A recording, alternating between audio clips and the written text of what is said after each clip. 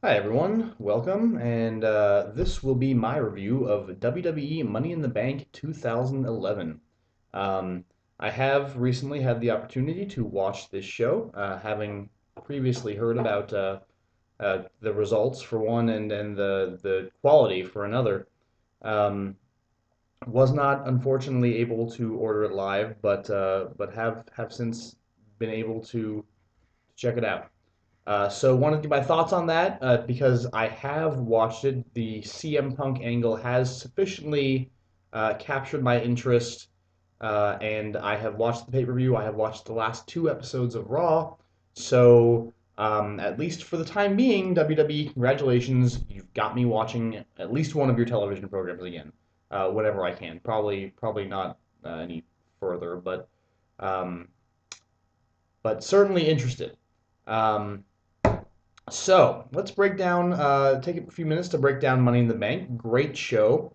Um, Loved the overall thematic thing they had going during the show. You had basically what you had, and I'm going to briefly go over the individual matches, but before that, what you had over the course of the event was a series of incidents leading up to the main event, the Cena Punk match. Um, at the beginning in the SmackDown Money in the Bank, Sin Cara goes out with an injury. He's power bombed through a ladder. He doesn't return to the match. Um, After that, Big Show Mark Henry. Following his victory, Mark Henry wraps a chair around Big Show's leg and does a second rope splash, taking Big Show out. Big Show leaves on a stretcher. During the Raw Money in the Bank match, Miz falls from the ladder, sustains a leg injury, which I'm pretty sure is storyline. Um, Eventually comes back out to much to the delight of the Chicago crowd who wanted him to win right there. But he did come back out, but he did leave the match with a leg injury, which was played up the next week on Raw. And then following the Randy Orton Christian World Title in match, um, you had Orton go insane and deliver two RKO's to Christian on an announce table. This is all leading up to the main event, the CM Punk John Cena match for the title, which of course has the stipulations of Punk is leaving. This is his last night in the company. If he wins, he leaves with the belt, and Cena will be fired because Vince will be pissed off. Cena insisted on it.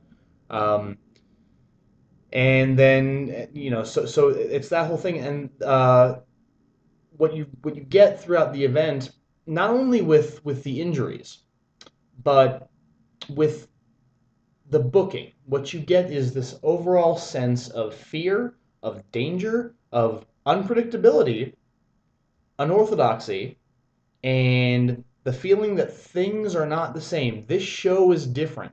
Uh, there's an overall feeling that this is not your typical WWE event, and that started at the beginning. So, excellent, excellent stuff. We started off with the first of two great CM Punk John Cena angle video package things.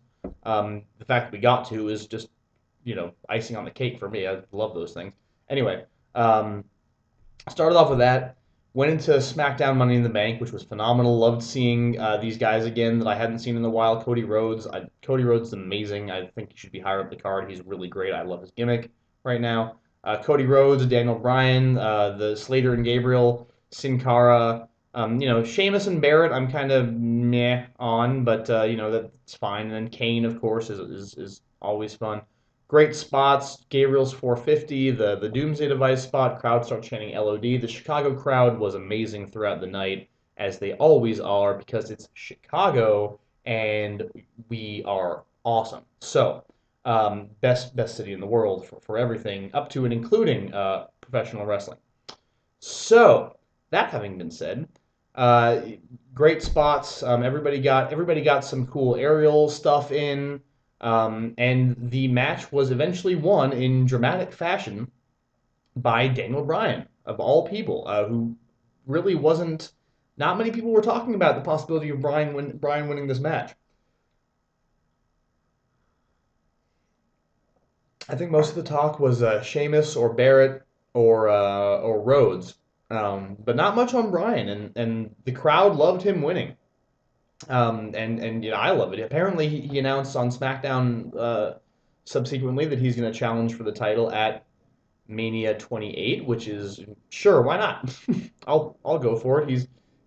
We almost had that happen once before with Ken Kennedy, but then of course we all know what happened there. So this was great, and Brian going over marked the first booking decision of many that would prove that this was a little bit different.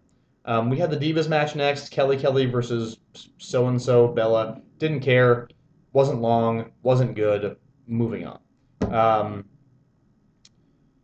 then you had Big Show Mark Henry, which was perfectly respectable, frankly. For these two guys getting in the ring together, they're going to have a certain type of match, and they had that match. They did it well. They had about as good a version of that match as you could have expected. So no issues here. It wasn't good, but it wasn't bad. It was just kind of decent, and helped get Henry over, which they insist on trying to get Henry over as a heel, as a monster heel during certain periods, which is fine, I guess, as long as he never holds a world title or anything stupid like that. Um, anyway, moving on. The Raw Money in the Bank ladder match was also good. Not as good as SmackDown's, but still very, very good.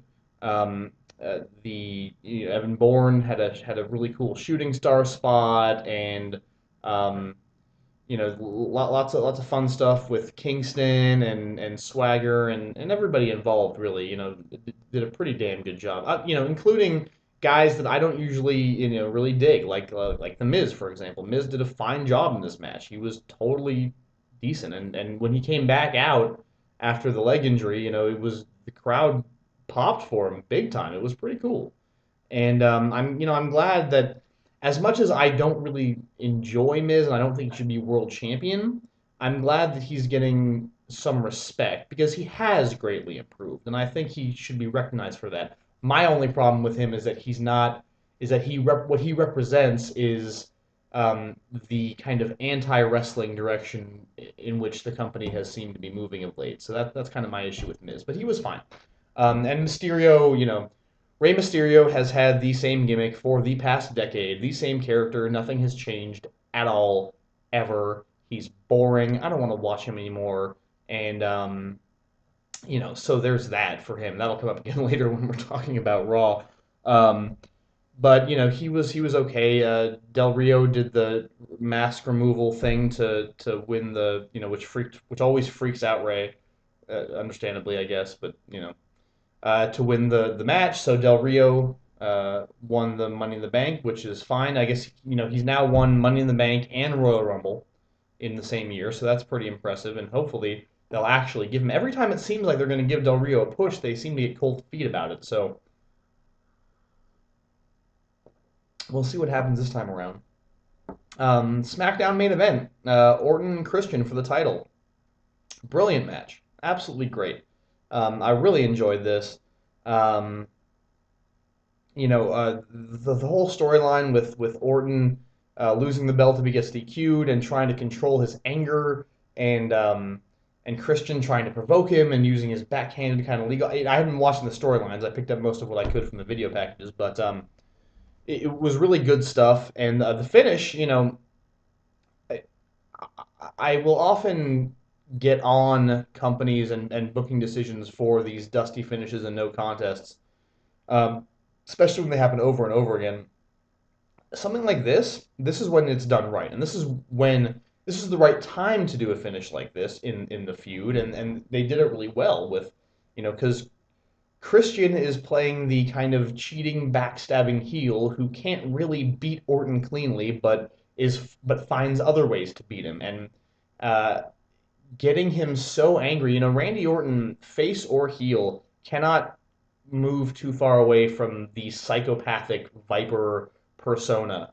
Um, because that's really what has gotten him over as he is, and that's the best role for him because he just does it so well. So he can't ever stray too far from that, no matter how much fans cheer for him. And I'm glad they're keeping him in that reign. He went for the punt in the match, and he's obviously really struggling to control himself, and eventually just can't anymore. And low blows Christian, and after Christian spits in his face, and Christian wins the title by DQ. And I thought it was brilliant. And then Orton just going absolutely nuts and giving Christian 2 RKOs through the announce table, none of which broke the table, interestingly. But anyway, really great stuff. I like that Christian is legitimately in the world title picture. He's now a two-time world champion. So, and it's I never thought I was going to be able to say that, frankly, as far as WWE is concerned. So, more power to him. I guess he should kind of be happy that Edge retired. Anyway, and then this was all, of course, building up to the main event. Now, throughout the show, the announcers were bad from start to finish. Jerry Lawler was the best announcer in the booth, and just think about that for a moment, if you will. Jerry Lawler was the best announcer, and he was actually having to bring Cole and Booker back to the matches because Cole and Booker were so awful. They do not like there is stuff happening in the ring 10 minutes worth of time where they don't bring up what's happening in the ring at all except to go, oh, they don't use words, they react, but then they start talking about some other random crap, and it really pisses me off. And when Jerry Lawler is bringing you back to reality and bringing you back to calling the match that you're supposed to be doing, that's kind of sad. I'm very happy they brought JR back, apparently on a regular basis to commentate on Raw again. Hopefully that means Cole is gone from Raw, but probably not. It's probably going to be a three-man announce team, which is, kind of crappy, but I'll take JR and Cole over Cole and without JR any day of the week. I'm just glad he's back, and hopefully he'll provide some respite from Cole's insanity and incompetence in the announce booth. So there's that. But despite the overall poor quality of the announcing throughout the event, they did successfully and quite thoroughly they were able to sell this idea of this event as dangerous. People are getting hurt. Not only are people getting hurt, because people are getting hurt throughout. There were four storyline injuries leading up, and all of them all of them had to do except for the Big Show Henry, they all had to do with the premiere events of the show. So four injuries, storyline injuries.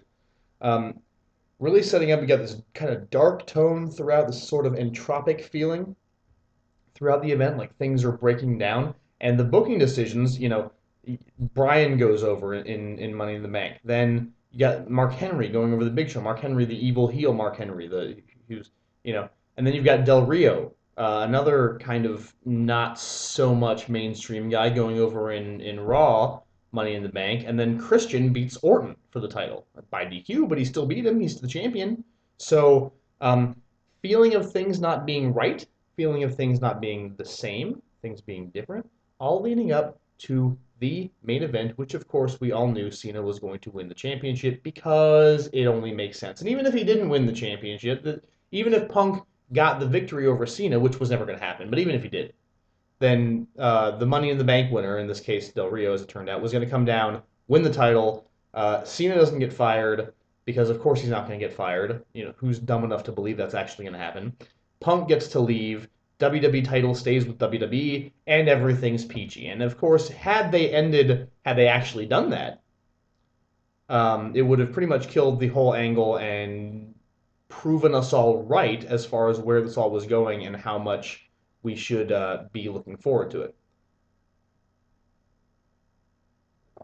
But it didn't happen that way.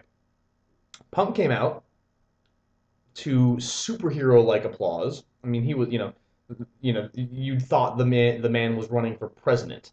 He was a nominee at the convention. I mean, he's the premier nominee. People were holding Punk signs. I mean, obviously it's Chicago. He's the hometown boy. And the other great thing about this though is that Chicago fans are very familiar with Ring of Honor and CM Punk, so they know exactly who he is and they know good wrestling. B, Punk is not doing the fuck the fans, I don't need your applause thing. He wants it. He's saying, give me more. Because remember, his whole thing going into this is, I want to be on the cups. I want to be on the posters. I want to be on the magazines. I want everything that John Cena gets because I'm better than John Cena. And I want what he has because I deserve it more. So, perfectly in character for Punk to come out, playing to the crowd. He does the Indian style sitting down in the ring, which was great. Colt Cabana, and Ace Steel were both at ringside, which was kind of cool because Ring of Honor fans got to see a little Second City Saints reunion there at ringside because they showed them on camera a number of times together. There was even a Colt Cabana chant at one point from the very knowledgeable Chicago crowd, which was awesome. And then, of course, Cena comes out and is booed out of the building in a manner reminiscent of One Night Stand 2 or WrestleMania 22, or which was actually in Chicago, so that makes sense. Anything you want to name where whenever anybody gets excited about Cena being booed because the hometown boy, despite being a heel, the whole storyline. I mean, that's happened a few times, and it always works for me. Even though I have a problem with Cena, I appreciate fans, despite because they're in a certain area or because it's a certain wrestler in a certain stipulation or context. I always appreciate fans rebelling against what who WWE tells them to like, and of course, over the years, this whole time thing has actually worked its way into Cena's character and made it that much more rich. So this was awesome. Just the crowd reaction to both guys was awesome. And then when the match started, it was just absolutely amazing. This was a bona fide match of the year candidate, right up there with Richards and Edwards from Best in the World. Well, maybe not that good. That was this had probably a more intriguing storyline going into it, but that was definitely a better match. However, that's setting a standard incredibly high. This was a phenomenal match, and John Cena worked his ass off in this one, and he did a great job. Anyone still saying that Cena can't wrestle when he needs to is full of shit. Despite the crowd saying you can't wrestle, the crowd was chanting you can't wrestle at Cena. Punk even stopped for a minute and made sure, like, me? No, no, no, him. Okay, cool. Yeah, we're good. Just to make sure that they were talking about Cena, not him, which they clearly were. But the fact of the matter is he can, and when he wants to, and he has a quality opponent who can help him, Cena can really get the job done. And he did here. Everything about this was great. The submission wrestling was great. The counter wrestling was great. They had some really good spots going on. And then, of course, the finish where Vince McMahon tries to come out and screw Punk.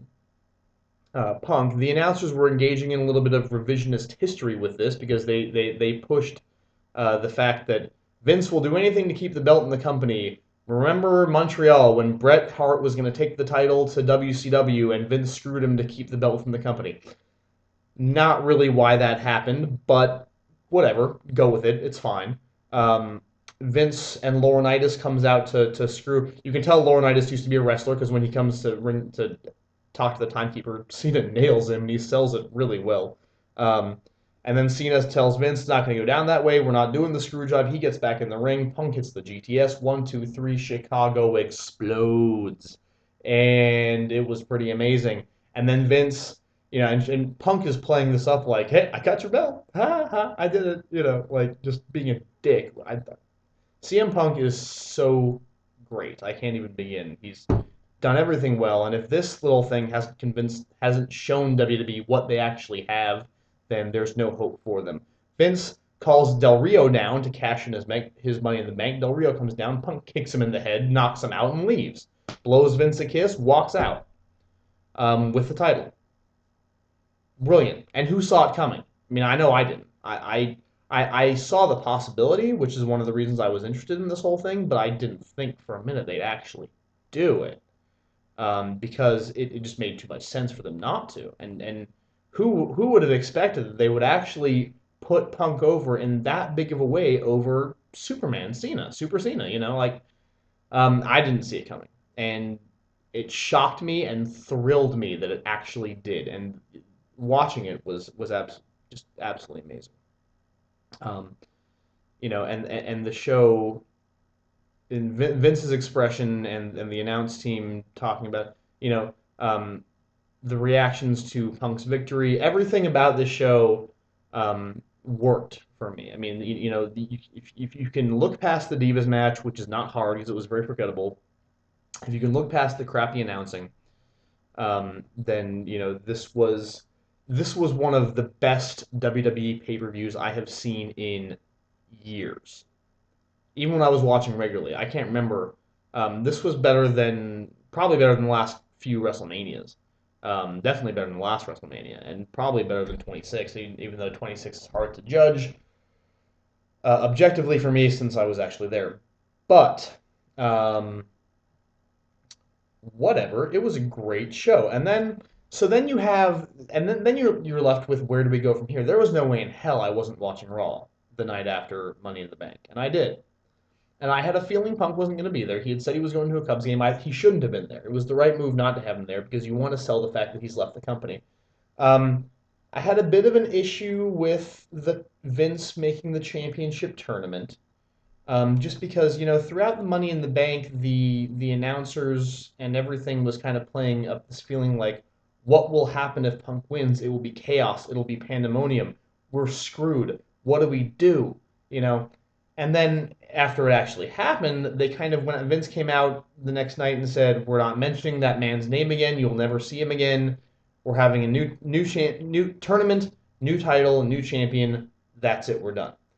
That kind of took away a little bit from the momentousness of the occasion for me because I would have liked to see them do more of a thing where it was like, the next episode of Raw was more everybody kind of scared and confused and what do we do and really playing up the nature of what Punk had done instead of trying to just kind of write over it and move on. However, logically, I can see why they did it that way because in the reality of this storyline is walking a very fine line to real life, which is one of the reasons why it sucked a lot of us more diehard internet fans in, because we don't know exactly what's happening. And that's pretty cool. When you can fool us, and they're trying, when you can fool us, and even when you show enough respect to us to try to fool us, we're in, usually. We're with you. Like, because that's what we want to see. We want to show we want to be acknowledged and we want you to acknowledge that we know what goes on and if you can fuck with us, then, beautiful. So, from that perspective, if theoretically, in some fantasy universe, if CM Punk, like in real life, if this wasn't actually a work, if he had actually had been able to escape his contract with the title, um, and take that to another company or whatever, what would WWE do? They would probably do what Vince did in storyline based on past precedent. What they would probably do is ban all mention of his name and move on with a new championship, and new title. So honestly, that made enough sense to me that I didn't hate it, although it wouldn't have been the way that I would have gone about it. As far as the tournament's concerned, Cena wasn't involved because Vince was punishing him before trying to fire him, and um, it was kind of interesting for a while until it got down to Mysterio and Miz, which just totally didn't grab me because I'm not really into either of those guys being world champion. So that was meh. Um, Overall, the Raw the night after Money in the Bank was not great. The low point was the 7-on-7 women's tag match, in which only two of those 14 women were ever in the ring, and the match lasted like 30 seconds. That was really lame. Um, but that's the sorry state of women's wrestling these days in WWE. But the ending angle with Vince being replaced by Triple H in storyline, not in real life, although, Triple H is being groomed, and there are connotations to this in real life because Triple H is getting ready to step up. But I had no problem with that. Having Triple H on the show as a weekly presence in an authority role is going to be a lot of fun. I think that should be really great, and I'm looking forward to seeing his interactions with Punk because that's the big storyline going in now is that it's going to be Triple H and Punk, right? So, and that was a great moment of to end that Raw. Then over the weekend, after that happened, over the weekend we had the Comic Con incident with Punk crashing WWE's panel at Comic Con, which was, oh my God, how brilliant is that? I mean, last year it was last year, the year before I think last year they had the Brian Gerwitz and Ed Koskey talk at Comic Con, which was a first, and now they're furthering a storyline at Comic Con, which is just an amazing idea. Why not? You've got all these other people showing their movies.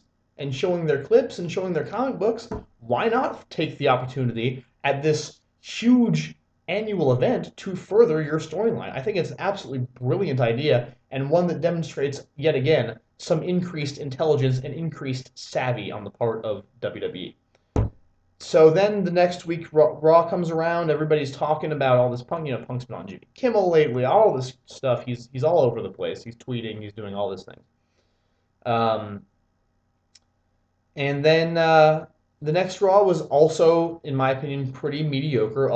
The finals of the tournament happened at the beginning of the show with Mysterio beating Miz in a decent match. Mysterio winning, whatever.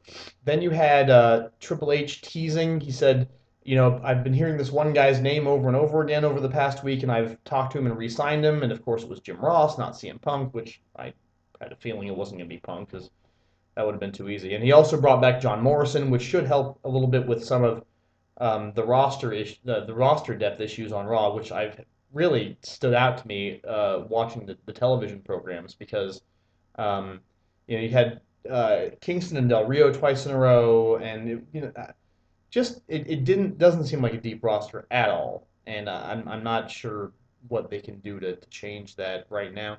At any rate, but I mean, use some of your guys in the show. Use Evan Bourne more often. I mean, stuff like that. Anyway, it doesn't matter. The point is that Morrison and Ross came back. Punk did not. And then Triple H said that Mysterio was going to defend his belt that he had just won against John Cena. He did. The main event, which was the second title match of the evening, was really, really good. A great television match. Just absolutely excellent, despite my issues with Mysterio. Those two worked really well together. Cena ended up winning the title back, which is fine. Better than Rey, as far as I'm concerned. Better than Rey or Miz. And then Punk came out. Strange music played. Was Cult of Personality by Living Colour, which was Punk's theme music during his Ring of Honor championship run during the summer of 2005, I want to say. Summer of 2005, Punk's championship run in Ring of Honor, when he came out to the song, he's apparently coming out to it again. So, go, rumor mill, fly with more evidence for the Ring of Honor invasion, and please let that happen, because I would so start watching again regularly if that happened. I'd be so in. Anyway, comes out to that song, comes out, at this point, I'd been thinking that Punk wasn't going to show up again. Comes out, Cena's just won his new belt. The two belts look pretty much exactly the same, except Punk's belt has his name on it now. Cena holds up his belt, gets a reaction, and Punk holds his up, gets a bigger reaction. Cena leaves, and after the show goes off the air, Punk briefly gets on the mic and says, "I'm back," and that's it. So did they bring Punk back too soon?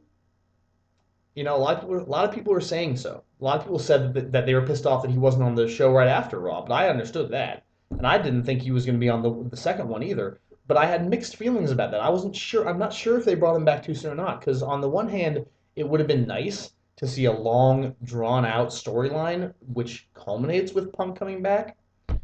On the other hand, the man has so much buzz right now that really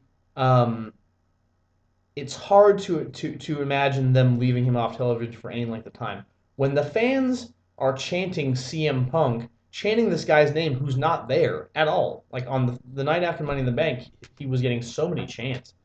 Fans are chanting for him. He's got huge amounts of buzz. He's got huge overness right now. Honestly, I think it would be something of a mistake to just leave him off TV for a lengthy period of time, and especially to leave him off SummerSlam. Now, what are they going to do with him at SummerSlam? I believe it's been confirmed that he will wrestle John Cena to see who the true champion is. And, a lot of people are already saying the angle is dead, Cena's going to beat Punk at SummerSlam, and everything's going to go back to the way it was. Maybe. It's entirely possible. Before you start making assumptions, remember what we said before Money in the Bank. We said there's no way in hell Punk's going to win, and he did. So it's dangerous at this point to make these kind of assumptions, because now WWE, I think, has a little more knowledge of where we go automatically, and they want to fuck with us and go different places than we think we're going to go. And more power to them, if that's true. because that's what they should be trying to do. Now, what's going to happen at SummerSlam? I don't know. I think Triple H is going to be involved in this angle, and a lot of people have been comparing a possible Punk Triple H feud to McMahon Austin, with Triple H and McMahon's role and Punk and Austin's role, and Cena kind of in the Rock role of being involved, but not involved generally, but not in the more personal thing going on between the two guys. So either way, whatever happens, I'm glad they brought Punk back. I'm glad that he's going to be part of the show. That'll make me want to watch more.